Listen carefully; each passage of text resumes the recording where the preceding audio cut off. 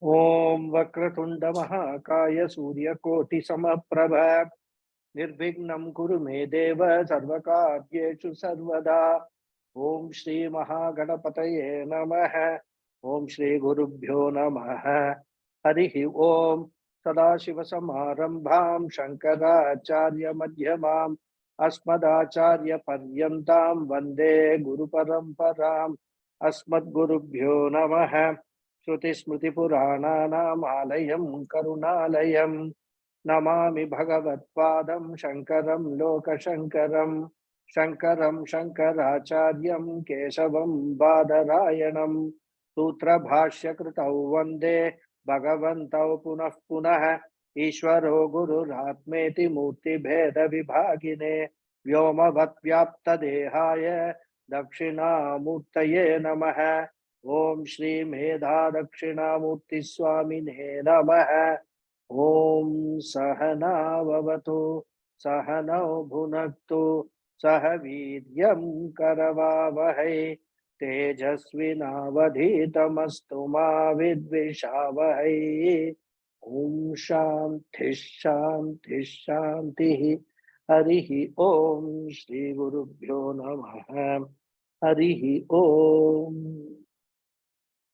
Om Parthaya Pratibodhitam Bhagavata Narayanena Swayam Vyasena Gratitam Purana Munina Madhye Mahabharatam Advaitam Ritavarshinim Bhagavatim Ashtadashadhyayinim Ambatvam Anusandhadami Bhagavad Gita Bhavadveshinim Yam Brahma Varunendra Rudra Marutaha Stunvanti Divyaistavaihi Vedai Sankapadakramopanisadaihi Gayanti Yam Samagaha Dhyanavastita Dadgatena Manasa Pashyanti Yam Yoginaha Yasyantanna Vidhusura Suragana Devaya Tasmai Namaha.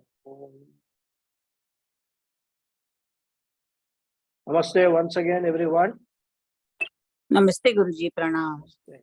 Pranam. Pranam, Guruji. Pranam, Guruji. Pranam, everybody. Namaskar, Guruji. Namaskaram.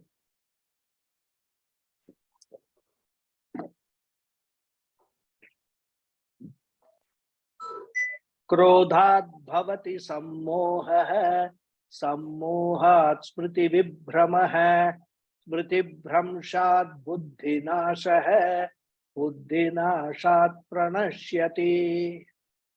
I think last class we just chanted the shloka. We have not seen the meanings, isn't it? Am I right? You are right. Yeah. So we'll see the Anvaya. Anvaya is very simple for this shloka. Krodhat sammoha bhavati. Sammohat smriti vibhramaha. We can put it in the bracket bhavati. Smriti bhramshat buddhi nashaha. We can supply bhavati. Buddhi nashat pranashyati. This is the Anvaya of this shloka. So krodhat sammoha bhavati. From anger arises delusion. Sammohat, from delusion. Smriti vibhramaha bhavati means arises or gives rise to the loss of memory. Smriti vibhramaha means loss of memory. Smriti bhramshat, from loss of memory, the result is buddhi nashaha, loss of discrimination. And buddhi nashat pranashyati. From the loss of discrimination, a person perishes.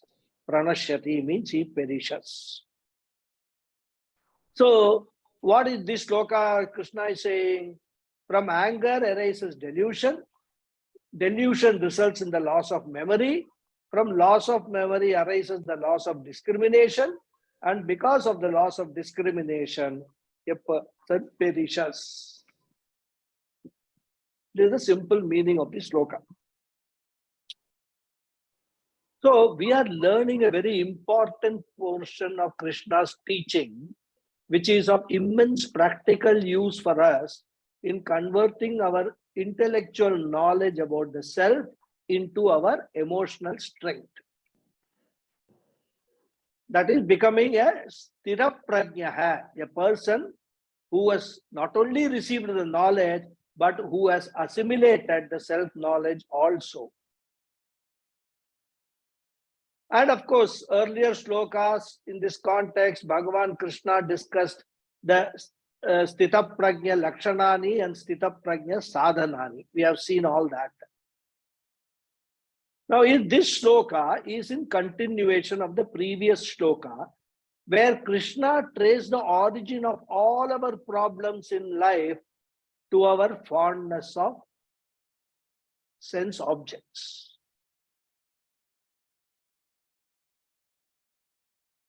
If you remember the previous shloka, he said that for a person who is constantly thinking of the sense objects, automatically a fondness for them arises. And from the fondness, desire is born. And when the desire is not fulfilled, anger comes. Unfulfilled desire leads to anger. Fulfilled desires lead to greed. Of course, Krishna did not talk about fulfilled desires in the previous sloka. He only mentioned that from desire, anger comes. But we must understand that not all desires result in anger, because fulfilled desires, there will not be any anger, isn't it? We are happy, fulfilled desires. It's only when the desires remain unfulfilled, becomes very difficult to achieve. So many obstacles come in the way of our achieving the desire, we get angry. And then what happens is said in this sloka. So we must read this sloka along with the previous sloka. He says here, Krodhat sammoha bhavati. When the mind is in the grip of anger, discriminative power is lost. The sense of decency is lost. I forget who am I. I forget who is the person in front of me. That person could be an elderly person, maybe my father, my mother, my guru, my grandfather, my boss in the office.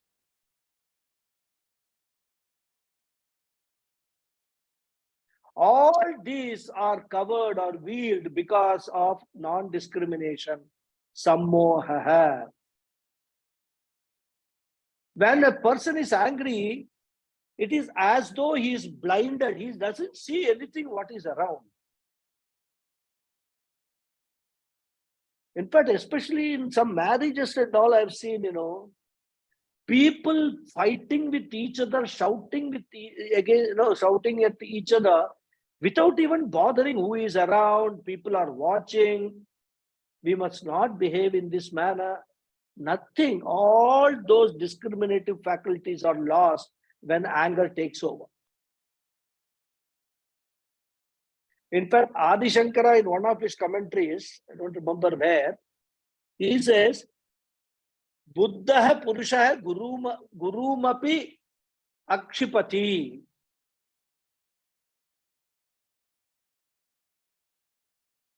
A person who is angry may even strongly scold his own guru, forgetting that guru is nothing but Devam, is God, and he is a person to be worshipped. And he says, Mataram api tadayati. There are children who even hit their mothers in a fit of anger. At that moment, like as if they are possessed. Anger is a very, very dangerous emotion.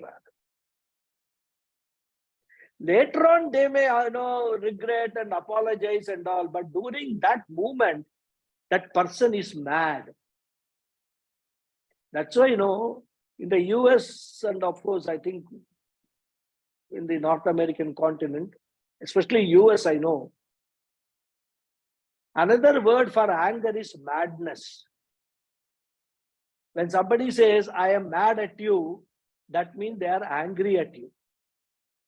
And perhaps it's the right translation, because at the time of anger, we are completely mad. Therefore, sammoha bhavati. A temporary madness overtakes us. Our intellect stops working. There is a temporary shutdown of the intellect. Then what happens? When this continues, what follows is loss of memory. Sammohat smriti vibhramaha. When there is temporary madness, all the learning that I have acquired, all the Bhagavad Gita classes that I have attended and got all the teachings, all that will be there stored in my mind, in my intellect, in my chittam, but they will not be available for me, because the anger blocks all the my access to that knowledge. So, for what purpose do I study the Gita? I study the Gita for self-improvement. It is not to tell everybody, oh, I am a student of Bhagavad Gita and all. It's not for time pass, not for any other purpose. Especially when I have a crisis in my life. It is the Bhagavad Gita teaching which comes to my help, comes to my aid. But in a fit of anger, I will not be able to tap in that wonderful resource of knowledge which I have with me. It will be like Karna. I will be like Karna. Karna was a great warrior. He had got all the mantras, extraordinary mantras also he had got. He learned all this from Dronacharya. Yeah, I think. But he had a shapa. He had a curse that at the crucial moment, Karna will not remember all these mantras which were used for fighting the war. So even after gathering all knowledge, going through Shravanam, Mananam, everything, if one lends one's mind to the emotion of anger, then all that will be useless.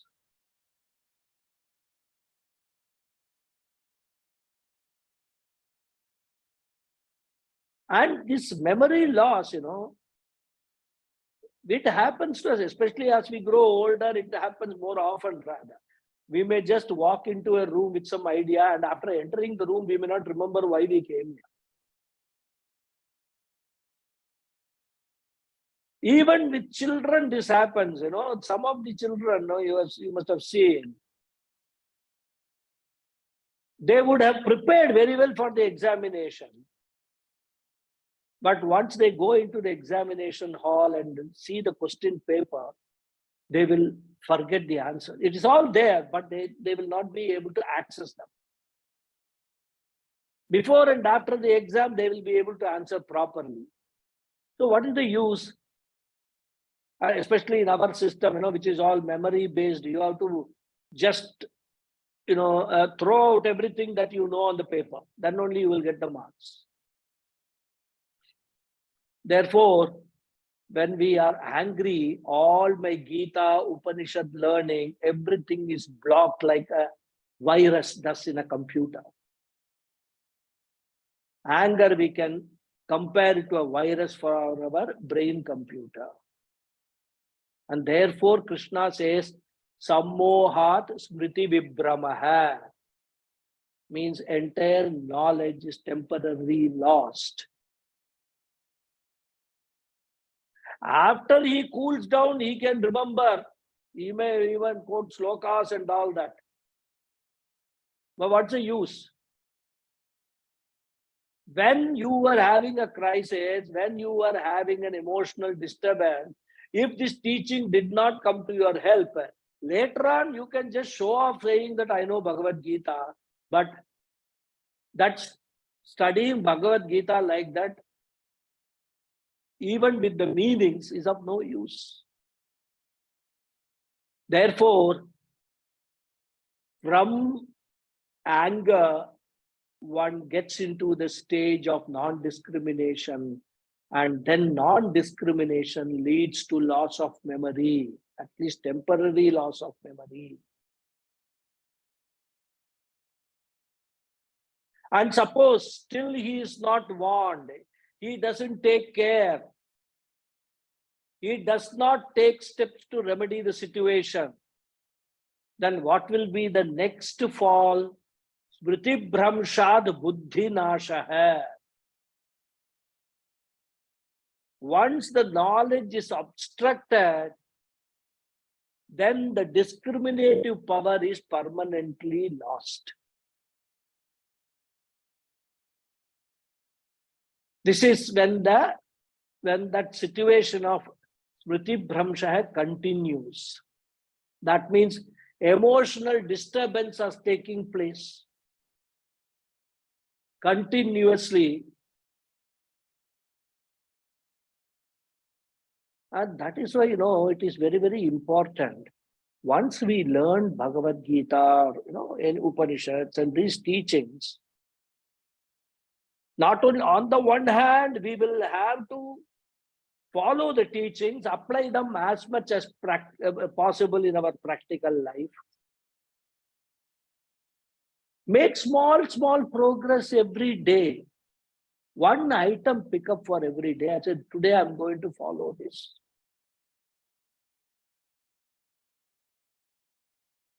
And on the other hand, we must always make sure that we are in touch with the knowledge. We keep on refreshing that knowledge that we have gained in our mind.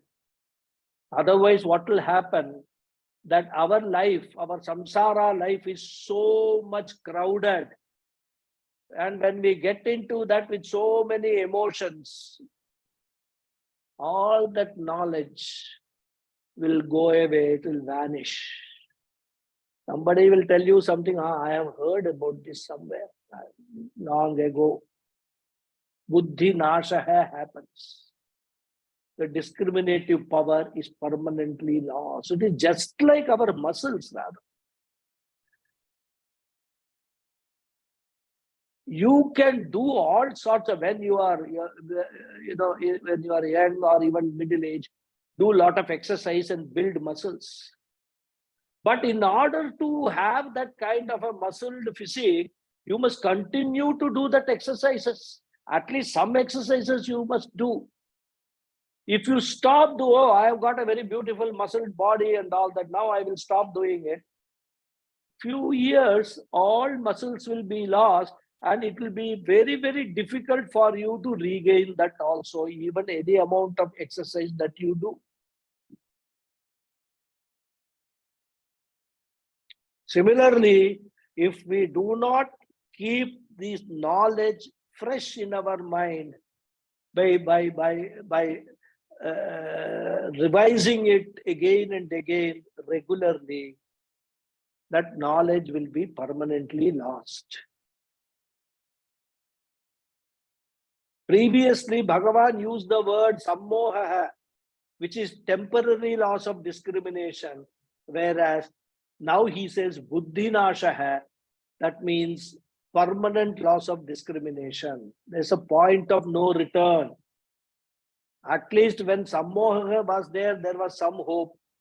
Now with buddhi nashaha, there is no hope at all, because the buddhi does not function for him. Then what happens? Krishna says, buddhi nashat pranashyati. Pranashyati. The loss of discrimination, he says, is the loss of human life. It is loss of human life because I stop to be a human being once I lose my discretion, my discriminatory faculty. There no difference remains between me and the animals. That is why when we talk of civilization, we talk only in terms of human development. We don't say, oh, this dog is civilized, that tiger is civilized. Only for human being, civilization is there. Well, we have seen, many of us have experienced it. Stray dogs in the street, they will bark at night when everybody is sleeping. Dogs do not know or do not have any consideration that everybody is sleeping and so we should keep quiet, we should not bark. Do they have? In fact, when everybody is sleeping and there is complete quiet everywhere, silence, dogs feel that they can, now their voice will be heard and they all get together. There is some sort of a, conference taking place. A dog from one lane will try to go to the next lane. The dog in the next lane will try to protect his territory and it will start barking. This dog will bark in return, and all the dogs in the locality will start barking, and it will completely disturb our night sleep.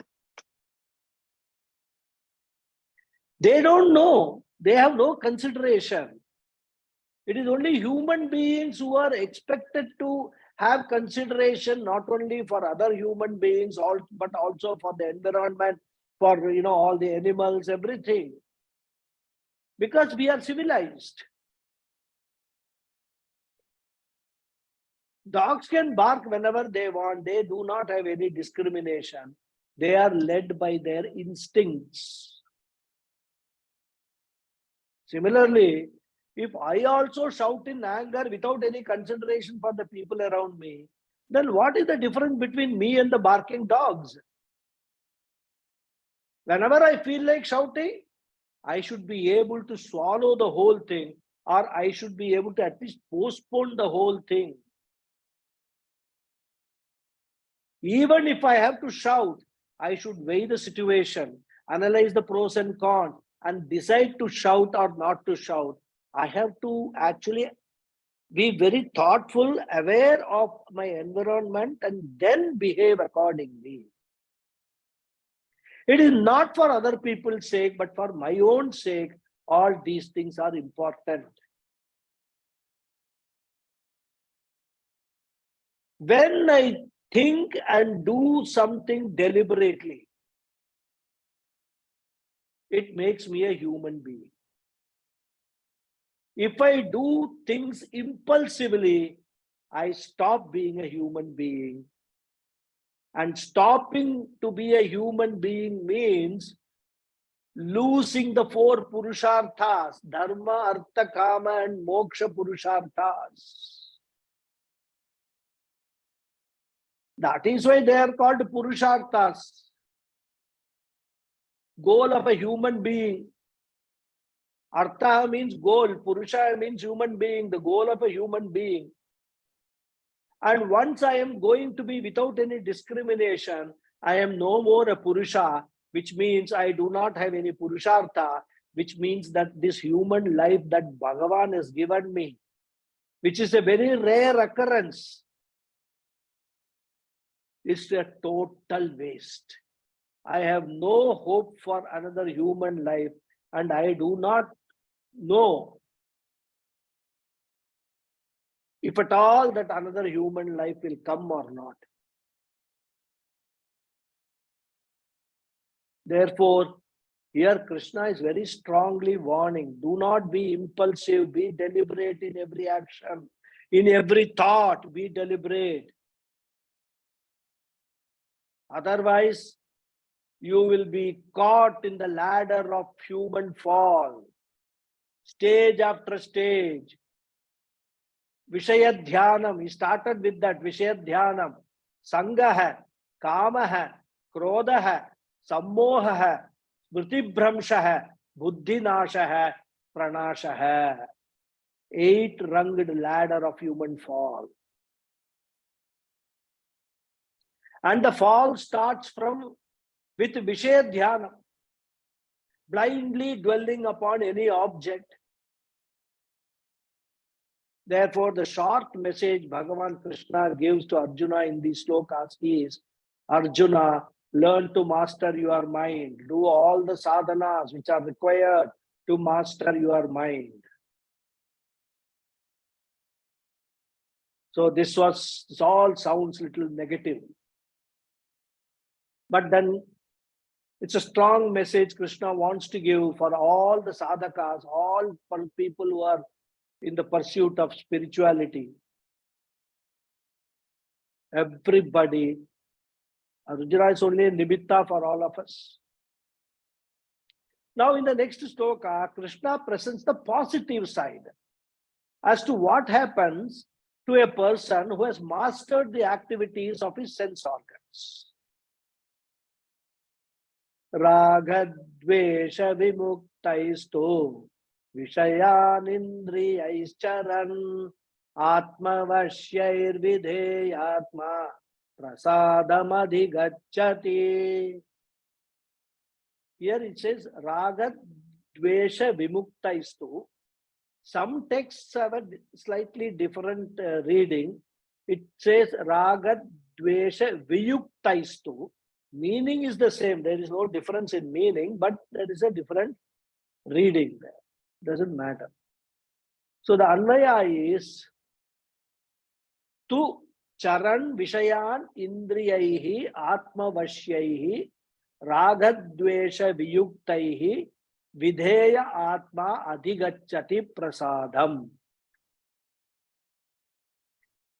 Tu, but charan vishayan, moving amidst sense objects, because that is unavoidable in our day-to-day living. We have to move around amidst the sense organs. Indriyaihi atmavashyaihi, with the sense organs under one's own control. Ragadvesha viyuktaihi or vimuktaihi, which are free from likes and dislikes. Vidheya Atma, the self-controlled one, adhigacchati, enjoys, prasadam, tranquility, happiness, calmness of mind.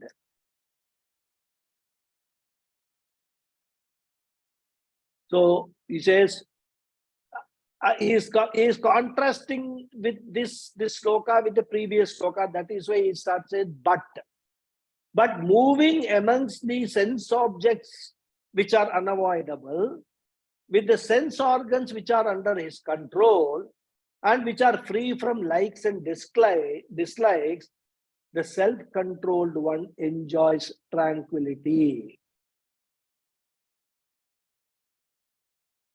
So after tracing the what I should say, origin of the anger, and also outlining what will happen if anger overtakes, Krishna comes back again to the topic of sense control. And this shows that from Krishna's teaching point of view, sense control, Indriya Nigraha, is a very, very important, in fact, the most important sadhana amongst the 3 sadhanas of Indriya Nigraha, Mano Nigraha and Nididhyasam. They are not, it does not mean that they are less important, but the whole process has to focus initially on Indriya Nigraha. That is why he talks about it again and again and again.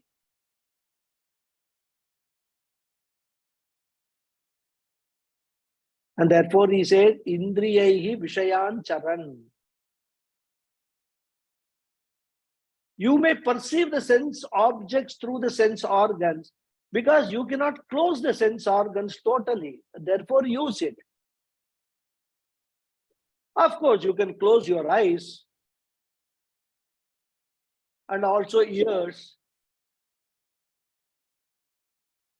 and walk on the road, you will know what will happen. With open eyes itself, when we are walking, we are in danger.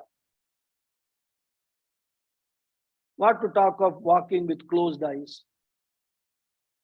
Therefore, he says, allow the sense organs to function in their respective, realms, in their respective areas. Does not matter. But what is important? Raga dvesha viyuktaihi. A sense organ which will not easily develop raga or dvesha, a liking or dislike for anything, use the sense organ or control or manage the sense organs in such a manner. It is not that you go to some shop, see some on the shop window, some very beautiful item, could be a sari, could be a suit. I mean, I'm talking about gents suit. Immediately, your liking for that happens, you go into the shop impulsively, buy it, spend so much time, too much money. Therefore, every stage, every movement, discrimination has to be applied. The mind should be alert. The sense organ should be alert and should not form raga or dvesha for anything. Raga is because the misconception that this is an object of joy. Dvesha is because of the misconception that it is an object of sorrow. Never allow that misconception to be developed. Appreciate the beauty of a rose, which is wonderful. But do not develop a raga for that only I should possess the rose for myself. Nobody else should possess it. That is what Krishna is warning against. Similarly, I may see many attractive things. I want to possess all of them. I want others to respect me irrespective of whether I respect them or not. I want others to do things as I desire and not what they want to do. Therefore, whether it is possession or people, I have this attitude that I want to control everything. And this is because of raga dvesha sahita indriyani. And therefore, he says, never allow the sense organs to develop raga dvesha. Understand that everything belongs to Bhagawad and everyone has an equal right to use them, enjoy them.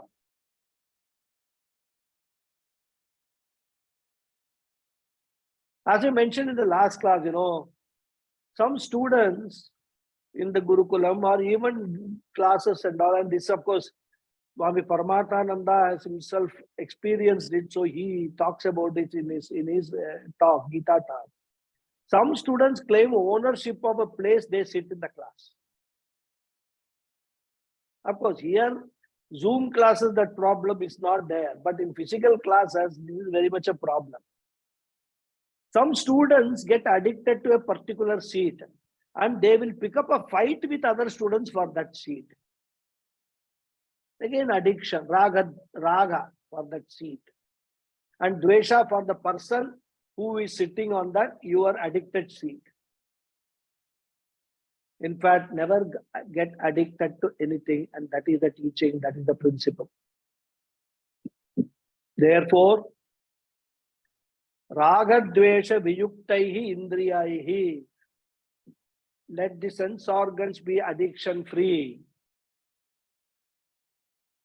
Not only they should be free from this weakness, atma vashyaihi. Let the sense organs obey your mind, your discriminative intellect. You are seeing something which you should not see, close your eyes. Your mind or intellect should immediately command your eyes to close. Don't see that. That is going to be disturbing. In fact, many times we see this, some of the clips of some accidents or they warn. that this could be emotionally disturbing. Therefore, use your discretion to watch this clip. There's a warning they give upfront. In fact, that warning should be good enough for us not to view that clip. But many times, the human mind is like that. They will put the warning to induce people to see what is there. That is the curiosity of the human mind. So, Atma Vashyaihi. Here, Atma means Buddhi, not the Sachidananda Swarupa Atma. Don't confuse it. Atma here means the Buddhi. Vashyaihi means under the control. So, Atma Vashyaihi Indriyaihi means operate with those sense organs which are obedient to your intellect, operating them under the control of yourself.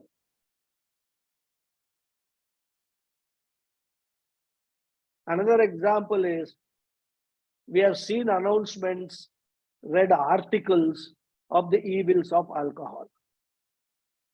Similarly, the cigarette packets contain statutory warnings. Now my Buddhi reads it, it has understood it. The Shastra also prohibits consuming alcohol, etc. by saying, Suram na pibet. Doctors also warn that smoking, drinking is not good. With all these around, I should have the willpower never to touch them. But does that happen? No. Many times, people are lured into it. Initially, the first time, it is not very difficult to say no. But as it is offered again and again, a time comes like Vali, that thing becomes more powerful and I become weaker. Every time that is becoming more powerful, I am weaker. And once a person gets into the habit, it is extremely difficult, if not impossible, to get out of it. Very difficult. That's why we see, all these people who are addicted to smoking, drinking. They may take New Year resolutions and things like that and all. Okay, from this 1st January, I will not smoke. 1 week, 10 days, 15 days, they will automatically fall back to the previous position. And the funny part is, many people have an easy excuse. They say, what can I do? It is all my prarabdha.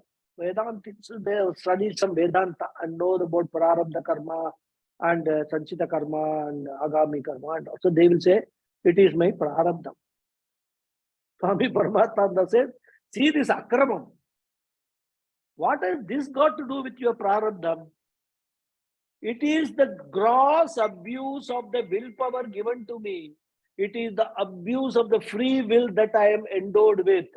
Therefore, when the intellect says liquor is not good, smoking is not good, I should have the willpower to simply say no.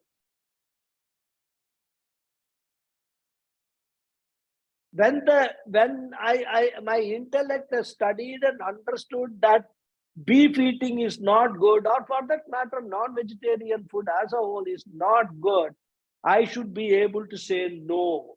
I should be able to say no to consuming alcohol. I should be able to say no to smoking. I should be able to say no to eating non-vegetarian food. Similarly, for everything which doesn't suit me, which is not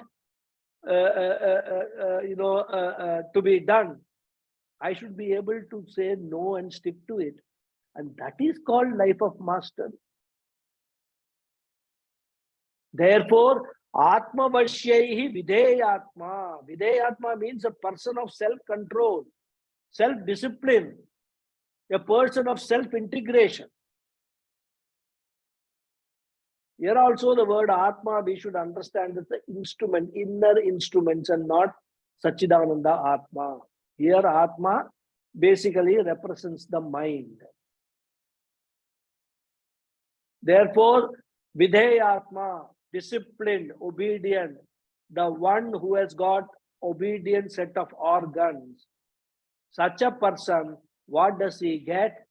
Prasadam adhigacchati. Greatest advantage is that there are no more violent disturbances in the mind. Because guilt also is a huge disturbance in the mind. It is not only anger. Because people who indulge with very well knowing that smoking is not good, because their family will not support it. Drinking alcohol is not good, they know. Because again the family will not support it. But still, if they indulge, what will happen? They will continue to live with a sense of guilt. And their focus will be, somebody should not find out that I am doing all these things. Especially, when you are in the college and teenage and all that, when you get into these habits, such a guilt feeling is there. And that guilt completely overtakes the functioning of the mind. That is why once you are rid of all these things, prasadam adhigacchati, there are no more violent disturbances in the mind. Even though there is some kind of an argument at home, and the argument gets heated up and all that, the sound is rising. And as Swami Chinmayananda says, in an argument, the argument generates more heat than light. The words are becoming less and less decent.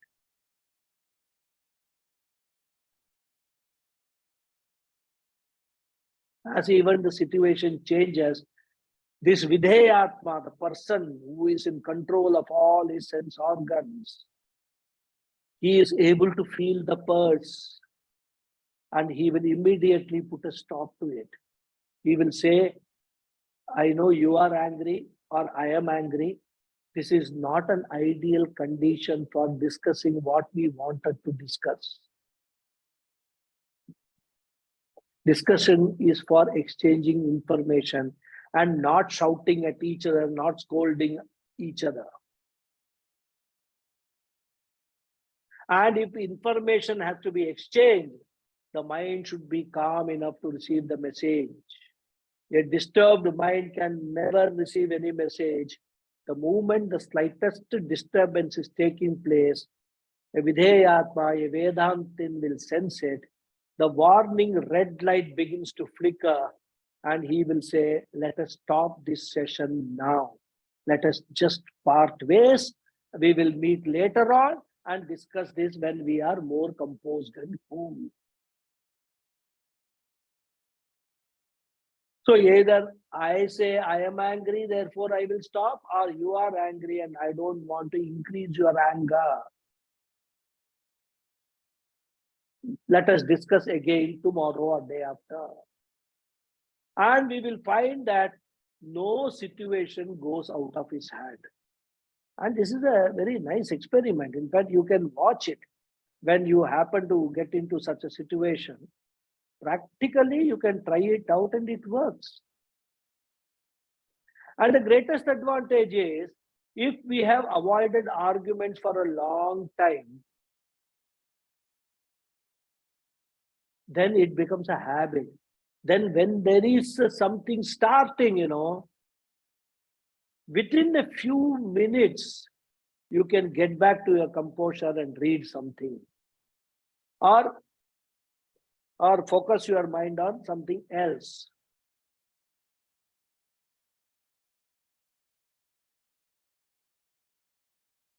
Because, again, it is just like FIR, anger also. What is the test whether you have overcome this emotion of anger? Because getting angry, you don't have a control in getting angry. You will get angry on something. But how much time does it take for you to recover from that? That is the test whether you have been able to control, to manage Master that.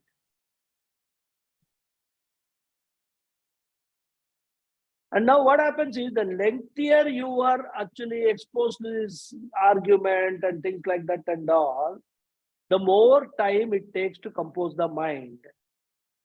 And therefore also, a Vedantic student should be very alert in avoiding any type of emotional disturbance. Now, what is the advantage? As he said, prasadam adhigacchati. Prasadam here means not what we get in temples and all, like, after puja, puliyodara, vada. Prasada here means shanti, prasannata. Dhatu is sad dhatu. It has an extended meaning of shanti also.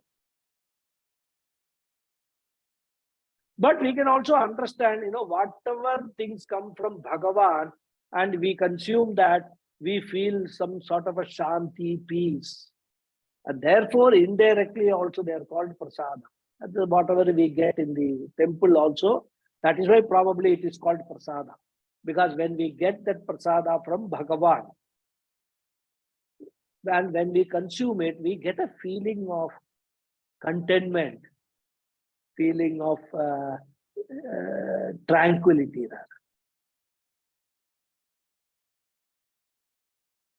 So sad means to become tranquil. Prasidati, you must have heard. In fact, in some shlokas and all, it say prasida, prasida. Right? I think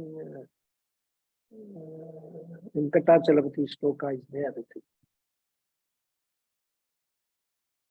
Prasida, prasida means may you be pleased, may you be satisfied, may you be calm. In Suprabhadam it is there. Suprabhadam it is there, right? Yeah. Suprabhadam. Yeah.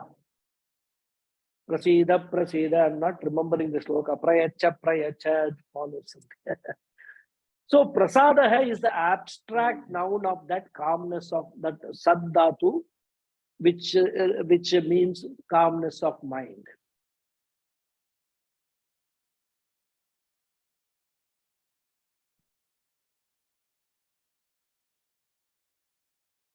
And another dimension of this is, many times we will stop an argument when we sense that we are losing or we are wrong.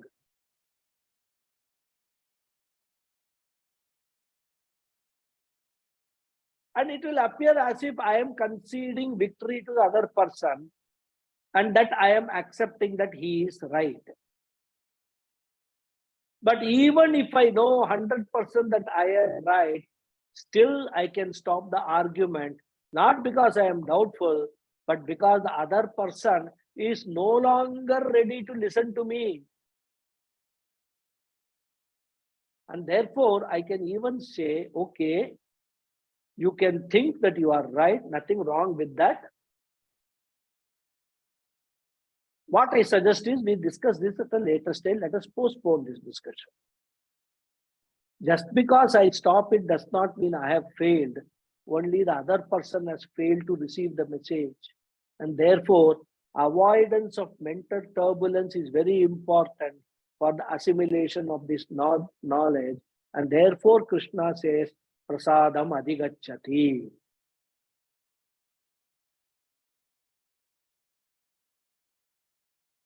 Swami Paramathananda, he compared this functioning of the sense organs to a cautious driver. There are two types of drivers. One is a rash driver, one is a cautious driver. A cautious driver also will drive at very high speeds. In fact, I had one driver like that with me. Japaraj was his name. He will drive as if it will appear to you as if he is a rash driver. But the control over the vehicle was so fantastic that when he drives, he will not touch any other vehicle and he will stop the vehicle when he wants to stop it, where he has to stop it. But sitting in the back seat, we would feel that, this fellow can't control it. He has such an absolute marvelous control over the vehicle. Many of my colleagues they used to be scared of sitting in his car. But initially I also had the problem, but later on when I found that his fellow is a very cautious driver, even though he may drive at high speed, he is not a rash driver. What is the difference? A cautious driver or a rash driver increases the speed, but he does not have control over the vehicle. He may get into accidents, whereas a cautious driver, he may go very fast, but at any moment, he will be able to put the brake or even change the course of the vehicle. In fact, this boy, he worked with me for almost 5-6 years. Not a single case of accident was there. Entire 6 years, even though, and he was so smart that he will know all the routes, to take, because in Bombay, heavy rains, roads will get waterlogged and get blocked. Even in such circumstances, he will know how to take the car to different routes and reach home or reach office. Very cautious, smart driver. Similarly, we must remember that our body is also like a vehicle. Your sense organs are the wheels of the vehicle. Your mind is like the steering. In fact, Kathopanishad talks about this. Rathakalpana is there. It says body is the car, sense organs are the wheels, and the mind is steering. Never lose the control over the mind, which is the steering. Never lose control over the sense organ wheels. Never lose the control over your body car. And in fact, as I say, I've probably told you people also earlier, the image of Bhagavad Gita, Bhagavan Krishna sitting as a Parthasar, Ratha Sarathi, Arjuna as the Jiva, the horses as the sense organs, and the reins of the horses in the hands of Bhagavan Krishna. That's all. You have got moksha. That's why he says, Sarva Dharman Parityajya Mamekam Sharanam Braja. That is what that whole imagery of Bhagavad Gita is communicating or conveying. Therefore, it is very important that by controlling the sense organs, we control our actions, the direction that our body takes, our mind, so the body, mind, sense complex takes, and we become an integrated personality. And if a person is able to live such a disciplined life, prasadam adhigacchati, he will be able to maintain equanimity of the mind. He is free from violent emotions.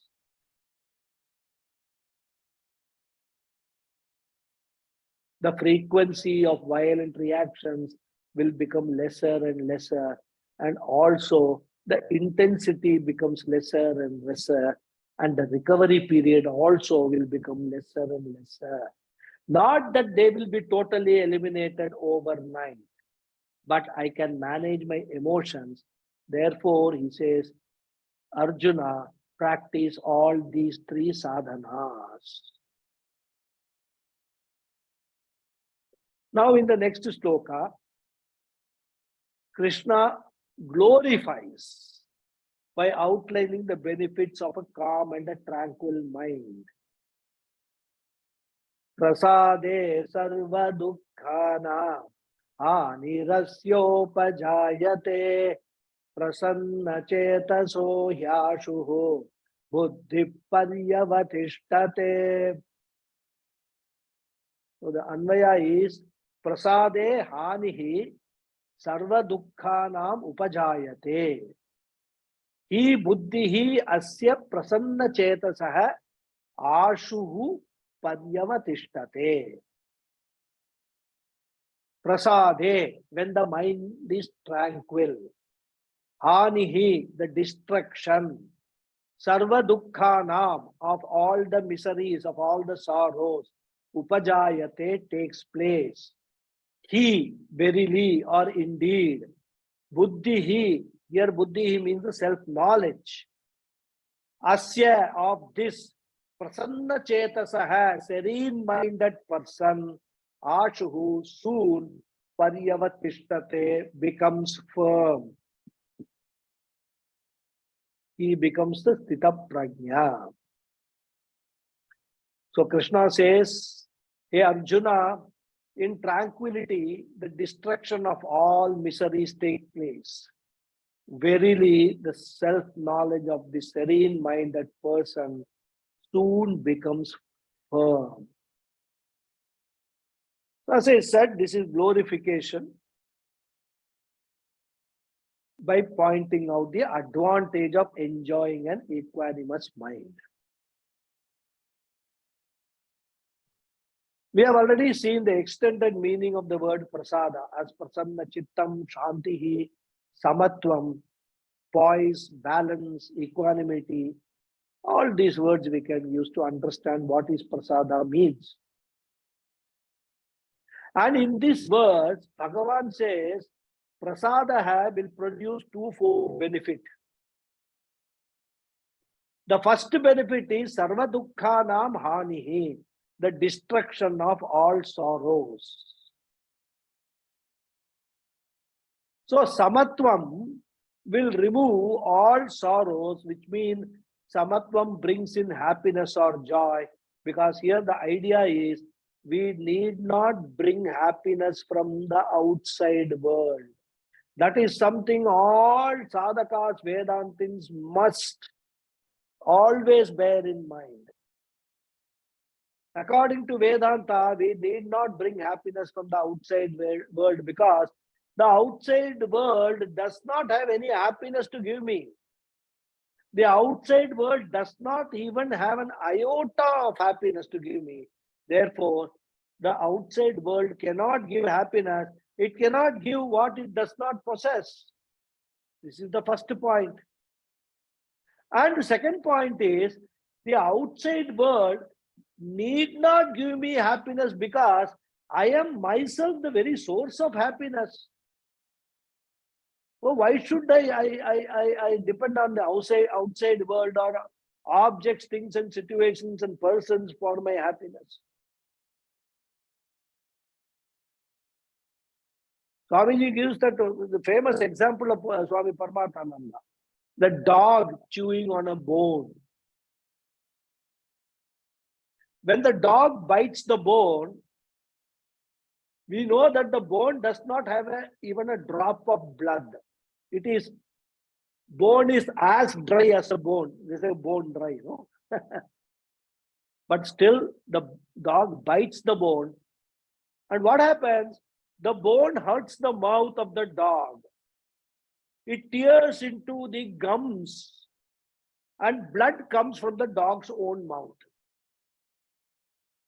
And the dog uses a funny logic. What is that? Before biting the bone, there was no blood. After biting the bone, there is blood.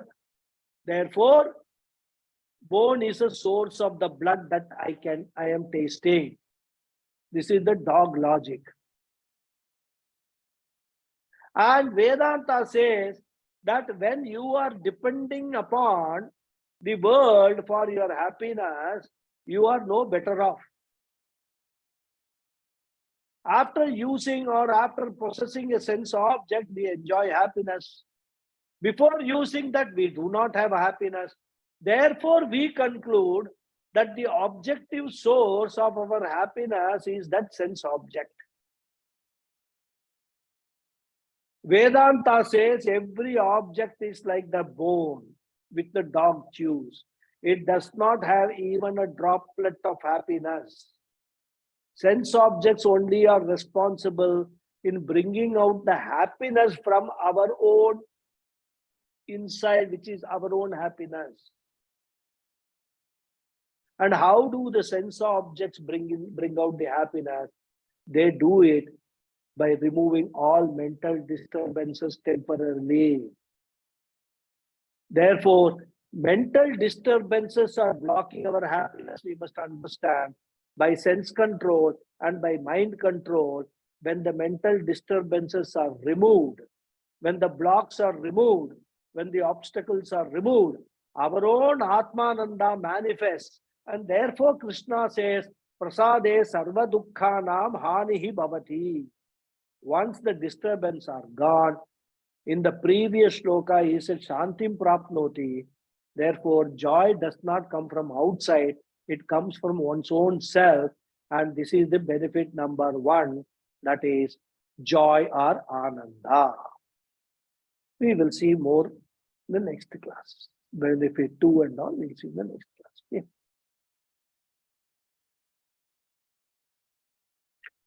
Om Purnamadav Purnamidam Purnat Purnamudachyate Purnasya Purnamadhaya Purnameva Vasishyate. Om Shanti Shanti Shanti. Harihi Om Shri Gurubhyo Namaha. Harihi Om. Namaste everyone. Namaste, Guruji. Thank you so much. Namaskaram, Thank Guruji. you. Hari Om. Thank you. Namaskaram. Thank you. Thank Guruji. you. Thank you. Guruji, I have a question. Yeah. This has nothing to do with our class today, Mhm. but it has been there. 2-3 days back, there was a news item, something connected with Sanskrit. There was discovery of something which was there for Ashtadhyayi, that somebody has done some research, and of course I have got that text, some 260 pages of dissertation that person has produced, but I have not got the time to go through it. But we must see, I mean, today's world, there are not too many people who know about Ashtadhyayi, because Ashtadhyayi is a grammar work by Panini Maharaj. Okay. It's a complete Sanskrit grammar that he has written in sutra form. There are 8 chapters. That's why it's called Ashtadhyayi. Adhyayam means chapter. Ashta 8, Ashtadhyayi. Yeah. Now, the beauty of that text is what today we call HTML. You know, what is HTML? Anybody? That's what. Meta language, right? So, what the computer programmers use today as meta language for writing the computer program, 2500 years ago, Panini ji has used the similar system for writing the sutras. So, Ashtadhyayi, you cannot study Ashtadhyayi sequentially, because some grammar rule will be stated generally. Then one aspect of that grammar rule will be stated somewhere else. Then the exception for that grammar rule will be stated at a different place. So you require a very well-learned Acharya to teach Ashtadhyayi. And you can teach it in different ways, because every Acharya will have his own perspective. Now he says that he has found something, because there are many times when you study Ashtadhyayi, because we were taught Ashtadhyayi in Gurukula, right? It has got 4,000 sutras. And in 3.5 years, we were able to complete only about 800 sutras, which were really important for studying Vedanta. Because our Acharyas and even Puja Swamiji was very clear. Purpose is not to learn Sanskrit in the Gurukulam. Purpose is to learn Vedanta. And whatever knowledge is required to, support that study, only that much is enough. So about 800 sutras we learned in Gurukulam. 3,200 sutras we did not learn.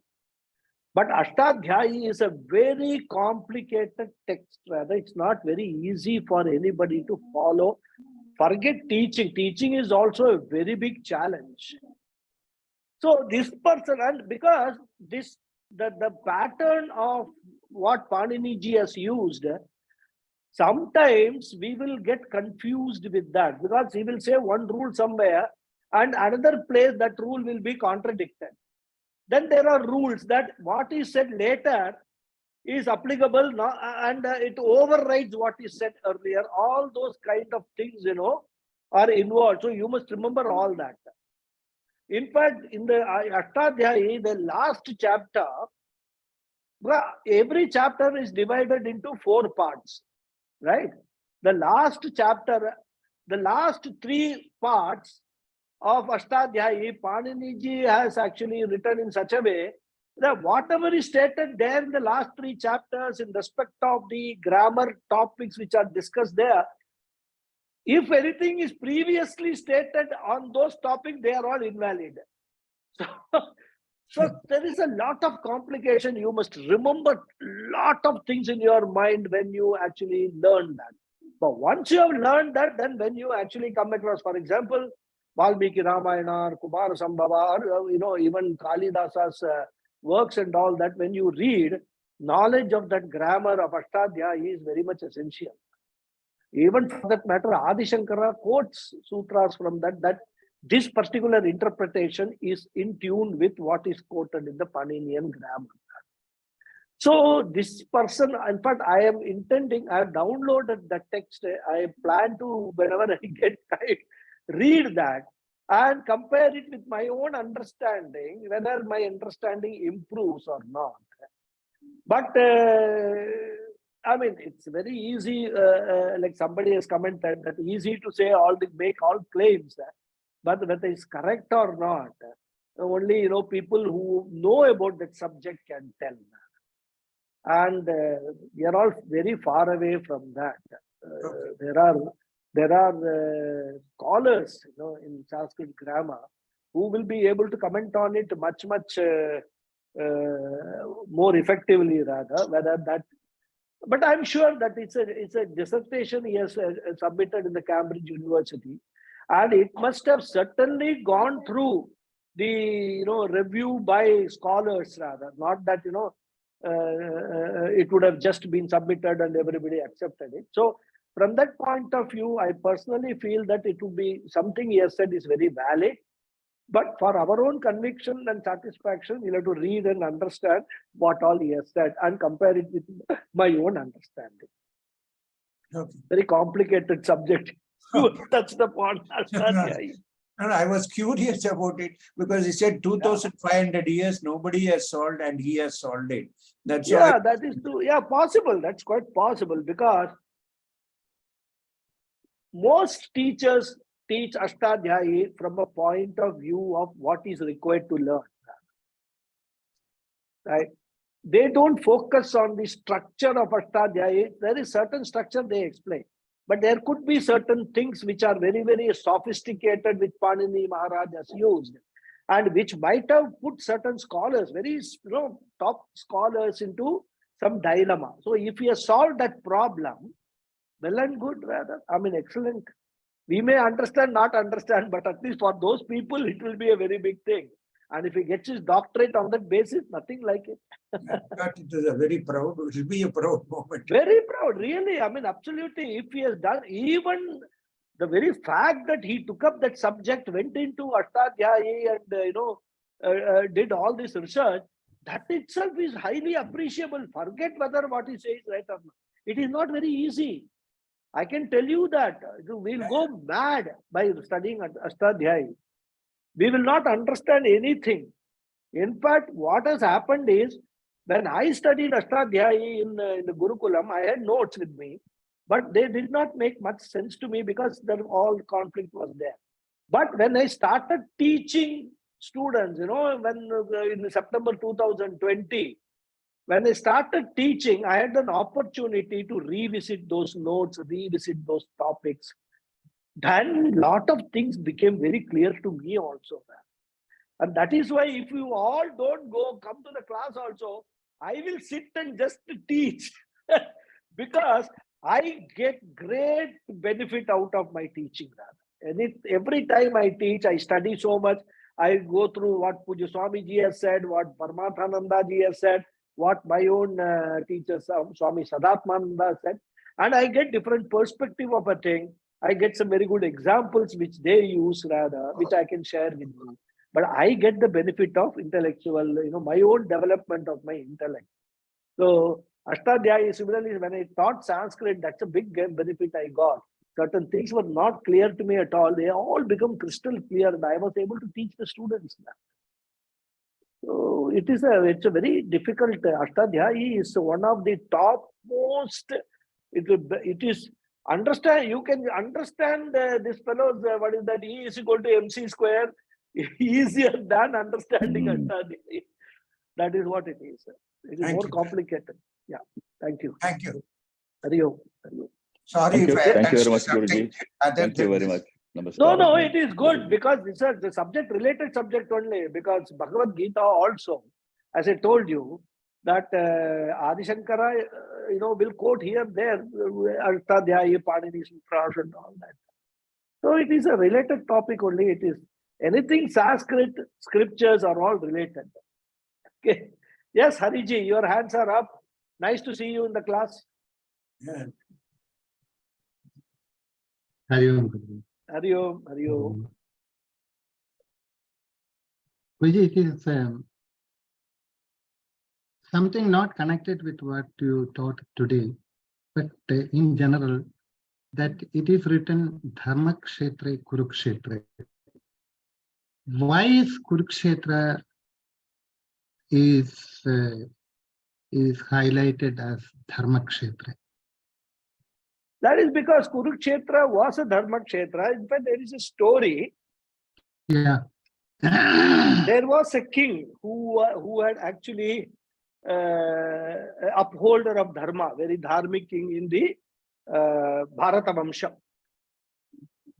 I vaguely remember that story. I'm not Okay. able to recall. But I think in the beginning of this, if you just check the notes of if you have taken, or the initial first chapter when I started with Bhagavad Gita teaching, I think I have explained, if my memory serves me right, I have explained why Kurukshetra is called Dharma Kshetra, even though I am not able to recall all the details right now. But there was a king in the Bharata Vamsha who was a very dharmic king, and he ruled over Kurukshetra, and that is why that is called, and he ruled over Kurukshetra with all dharmic values and things like that, and that is why it is called Dharma Kshetra Kurukshetra. You can check that the initial videos, I think class 2 or 3 videos, and all. If I see my notes, I'll send you, I'll clarify it to you also. What exactly? Okay, so that Yeah. would be great. Yeah, that is the thing, because it was a Dharma Kshetra Yeah. and it belongs to the Kuru dynasty, so it is Kurukshetra, right? Because all Pandavas, Kauravas, everybody, all the Bharata Vamsha, it's all Kuru dynasty only, these people. Correct. Yeah, so they are all Kauravas, even Pandavas, just because the Pandu was their father, they are called Pandavas. Otherwise, Pandavas also are Kauravas only. They are all belong to the Kuru dynasty only. So that's why it is Kurukshetra. Okay. So that is the reason why it is called Dharma Kshetra, Kurukshetra. Yeah, I have another query about what you taught today. This the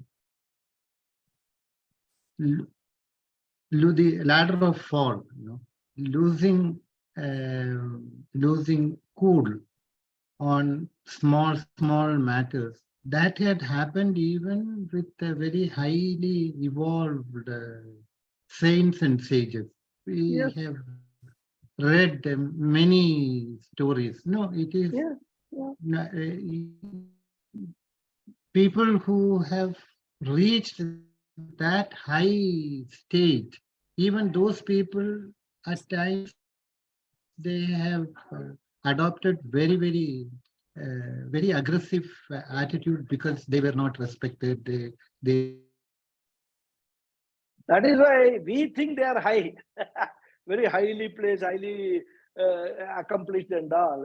In fact, if you look at that, there's no accomplishment. What difference between them and us? We are also highly accomplished like that. So it is not, you see, that is why it is not the recognition by public. It is not recognition by some universities. It is not recognition by any government that one becomes a saint. or one becomes a Mahatma. It is your own recognition, how you understand what is required to be done. That is what is a Mahatma. By other people calling you Mahatma, you don't become a Mahatma, isn't it? So that is there. It's very, and that shows one thing, how difficult it is to be a Mahatma, become a Mahatma and remain a Mahatma. Especially when we are in the midst of all these kind of chaos and confusions in this world. When we are in the midst, that is the test rather for us. Yeah. So, I mean, you will find everybody, like that. But having said that, what is important is this FIR which Swami Paramatmananda talks about. I mean, as I said, anger is an involuntary action or involuntary emotion. We don't say, I am going to become angry. We don't decide to become angry. Anger just comes up on certain experiences, certain situations. When we experience, anger just comes out, right? That is very acceptable. That is natural. But what is important is, what is the intensity of that anger and how much time you recover from that emotional disturbance? What determines whether you are a well-composed, well-integrated person or not. So these are the tests. Even the top Mahatma, as long as this body, mind, sense complex is there, all these emotions will be there. We cannot get rid of emotions 100%. Then we will have to become a jada only, right? As long as there is life, there will be emotions. What is important is Krishna is saying that it is there, manage it. You have to manage it in such a way that it doesn't allow you to disturb your mind, and then you are losing your peace, your happiness and all you lose, and then you always keep on grieving. That is what Krishna is saying. And he's giving the formulas how to do that. So knowing everything and all that, assimilating is no guarantee that you will become a Mahatma. You have to continue to be very aware, very conscious about, whenever you are alone, also when you are with people, both times. When you are with people, you show as if you are a great Mahatma and all that. But then you keep brooding alone. When you are sitting alone, you keep brooding about what happened. That is not a Mahatma, sign of Mahatma at all. That is what it is. Yeah. Okay. Any other question? No, I will wait for that Dharmakshetra. Yeah. I will say, I'm sure it is there. I have a vague memory that I did talk about why it is called Dharmakshetra. So I will check up my notes, and I will send you that. Okay. No problem. I'll do that. Yeah. Okay. Yes. Any more questions? Pranam, Guruji. Pranam. This Namaste. Lataji, tell me. it's not a question. I mean, last week I was, I think it was last week I was asking you for anything to achieve human endeavor, and then God's grace is required. So what do we do to get God's grace? And then you were kindly suggesting that the Yama Niyama, the Palana of Yama Niyama, what is advised by Rishi Patanjali. Yeah. So that is something. Thank you very much for that. Until you said that, my attention had not gone in that direction. That's a very good direction to.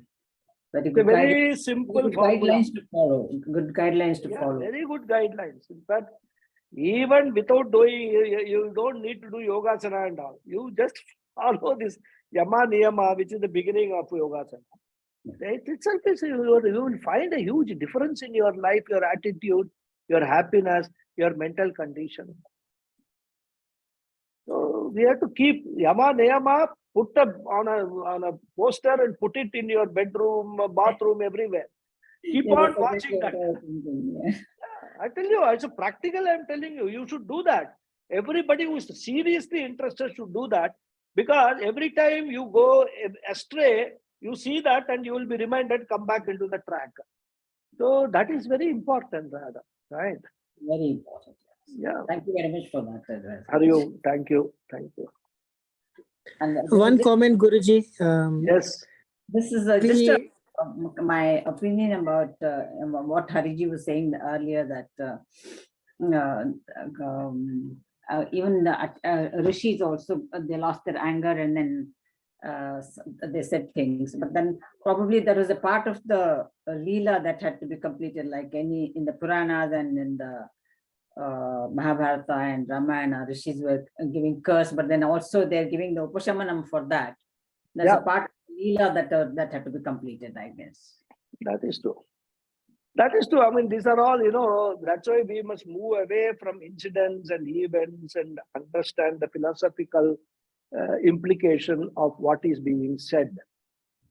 Like, for example, I think in the earlier classes, I told about Ramayana, Sita transgressing that Lakshman Rekha and getting into all sorts of problems because Rama, who is Ananda, taken away by Maricha, who is actually the attraction rather. Sita gets attracted and puts Ra. So she loses the Ananda for some period of time because of the attraction towards worldly objects. And here Maricha comes like a golden deer. If you understand that from a philosophical angle, what Krishna says that this Vishayan, sense objects are the main cause for all our troubles. We will easily understand that. But we never ever pay attention to that. We only focus on the events. Oh, Sita did this, Ravan did this, Rama did this, and all. What is the philosophical, implication of that? Vedanta students should focus on philosophy and not on the event as such. Because every event which is there in our Puranas or in the Itihasas, they all are conveying a message. We must be able to decipher and understand that message. Ravana having 10 heads. It's very funny for children, but can you imagine somebody having 10 heads? Which means what? When Ravana is portrayed as having 10 heads, it is a split personality.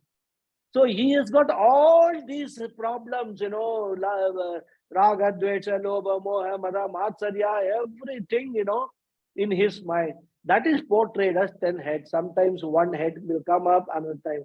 And they don't, any amount of killing or removing of those heads, they will grow back again and all that. And that is why whenever that, Rama is advised that you aim your arrow at a particular spot, to kill Ravana, that means that we must focus on that route from where all these heads are emanating. Otherwise, you try to cut the heads, it will keep on reappearing. And Vedanta is that place from where you can know which is the focus you must focus on, so that to remove all these mental disturbances, emotional disturbances from your mind. That is how philosophically we have to understand all these stories. Thank you. Other physical stories are for other people, not for us. Yeah, somebody else wanted to make a no, comment. it was it's a comment, Guruji. We really appreciate your time. We enjoy the question and answers, and as much as we enjoy the Bhagavad Gita. So I wanted to just call that out. Thank you. No, thank you very much. It's all God's grace showered on me and on you that we have actually this classes going on. So, and it is my own Guru's grace also, because what I am teaching is nothing new. I'm not making up anything. What I have learned from my Gurus, I'm sharing it with you. Only thing is, I have the little bit skill of teaching, so I use that skill from my side. That's the only contribution I have got. Yeah. We are all blessed. Thank you, Guruji. Thank you. Hari Om. Thank you. Hari. Hari Om. So if there's no more questions, shall I close the session? Dhanyawada. Dhanyawada. Thank you. Dhanyawada. Thank you. Thank you, Guruji. Thank you. Namaskaram. Thank you. Namaskaram. Hari Om. Thank you.